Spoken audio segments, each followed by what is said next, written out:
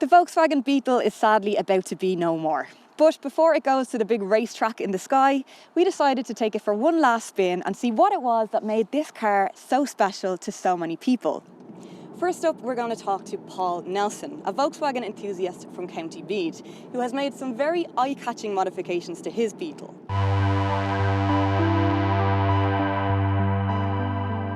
That was a full nut and bolt restoration from ground up, completely stripped down and rebuilt, all fabrication done, modified as you can see, mostly using genuine VW parts, but upgraded parts like engine, transmission, drives, brakes, things like that.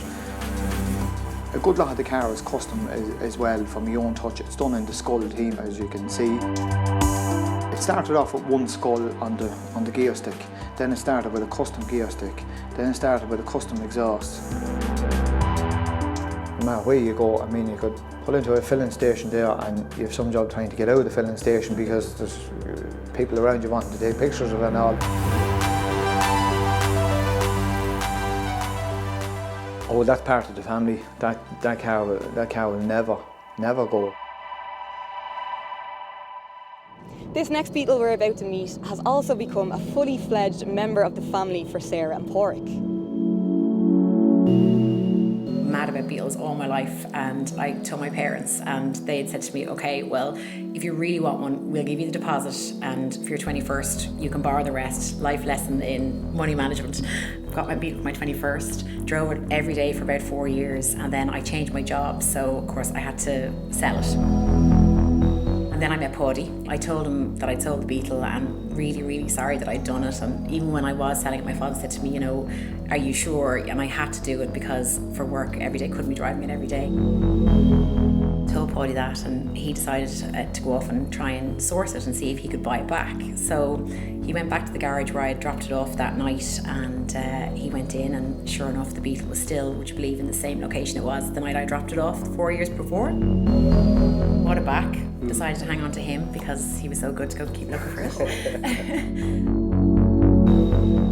We stripped it down in 3 days. It took us 4.5 years to put it back together. 4.5 years, I think, to put it back together. When I got it, it was pink and white, and the day I picked it up, I parked outside my dad's shop, and myself and my mum were inside, and she said, Sarah, there's a guy outside and he's climbing round your car, under your car, he must be an enthusiast. So I said, okay, so I went out to him, I said, hi, are you all right? And he said, oh, is this your car? And I said, yeah. And he said, well, actually, this was my mother's car.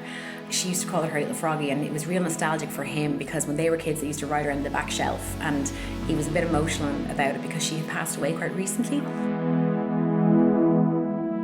So then, of course, when we were rebuilding it, we ended up painting it the green colour that you see there today, kind of like a little homage to the lady who used to own it originally because she loved it so much. I loved it so much, and then the story obviously with Paddy getting it back and everything, and it kind of just knitted it all back together nicely.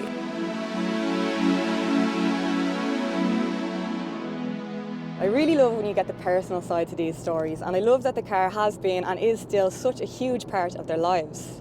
So to finish up, we're going to meet a current Beetle owner. We're back up to the Big Smoke in Dublin to meet Byrne, who's going to show us around his pride and joy.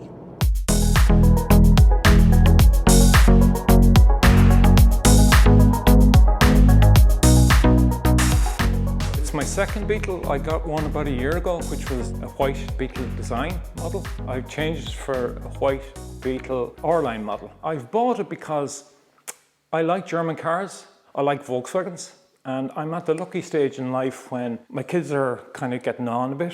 So for the first time, I'm back to just buying a car that I fancy myself. I don't have to worry about big seats and estate cars and all the rest of it. If you look at the R-Line, it has a kind of an aerodynamic thing at the back. So I always say to my friends that it's like a poor man's Porsche. So it's fun without being extravagant. Starting with my cousin Annette, I sent her a WhatsApp photograph of my new white Beetle. She sent me an emoji back of a girl's dress. But actually, most of the stick I get, it's from guys. They think it's a girl's car, and especially in white. My oldest friend has described it as a midlife crisis,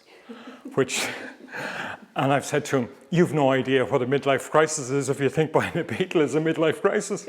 Choice of car is associated too much with status and big brands and all the rest of it, and for me, it's just fun. So it might be the end of the line for the Beetle for now, but with people like Paul, Sarah, Padraig, Des and the many, many other fans throughout the country, I think the legend of this little bug is going to live on forever.